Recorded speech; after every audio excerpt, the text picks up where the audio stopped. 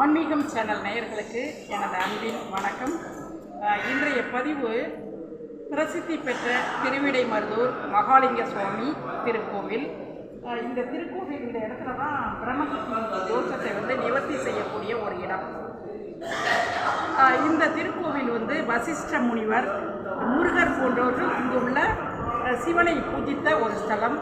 இங்கே மகா நந்தியம் பெருமாள் மகா நந்தியம் பெருமாள் இங்கே இருக்காங்க.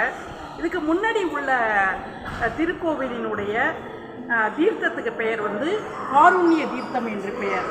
மிதிலையில் உள்ள அரசனுடைய மகன் காணாமல் போயிட்டாரு. அந்த அரசனை கண்டுபிடித்தது இந்த திருவிடைமருதூர் இந்த தளத்தில் தான் இங்கே கண்டுபிடிச்சாங்க. இங்கே மிக பிரசித்தி பெற்ற அம்பாள் மூகாம்பிகை அம்பாள். இந்த அம்பாளை பார்க்குறாங்க. இங்கே மூகாம்பிகை அம்பாள் மிக சிறப்பு பெற்ற மூகாம்பிகை அம்மன் சன்னதி உள்ளது. 4 கோபுர வாசல் பகுதி இங்கே உள்ளது. முதல்ல இங்கே கோவிலுக்குள்ள வர்றப்ப நாம் என்ன செய்யணும் அப்படின்னு சொன்னால், இந்த காருண்ய தீர்த்தத்தில் நீராடிட்டு வரணும்.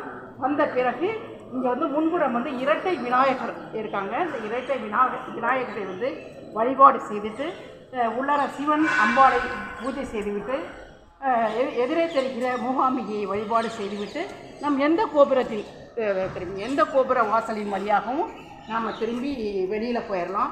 இதோ மேலே தெரிகிறது தான் கிழக்கு பகுதியில் உள்ள ராஜகோபுரம். ஆக திருவிடைமருதூர் மகாலிங்க சுவாமியை வழிபாடு செய்து வாழ்வில் ஏற்பட்டுள்ள அனைத்து தோஷங்களிலிருந்தும் விடுதலையாக வேண்டும் என்று அன்போடு கேட்டுக்கொள்கிறேன். இங்கே வசிஷ்டர், முருகர், தேவர்கள் எல்லோருமே வணங்கி வழிபாடு செய்த ஒரு இடம். காணாமல் போன குழந்தை கிடைக்கக்கூடிய இடம். பிரம்மஹத்தின்னு சொல்லக்கூடிய மிகப்பெரிய தோஷத்துக்கான நிவர்த்தி செய்யக்கூடிய திருக்கோவில் தான் இந்த திருவிடைமருதூர் திருக்கோவில். வாருங்கள், திருவிடைமருதூருக்கு இறைவன் நமக்கு வழிவகுப்பார். இதை பார்க்குறவங்க ஒரு நன்றி, ஒரு லைக்கு, ஷேர் கொடுக்கணும். தேங்க்யூ.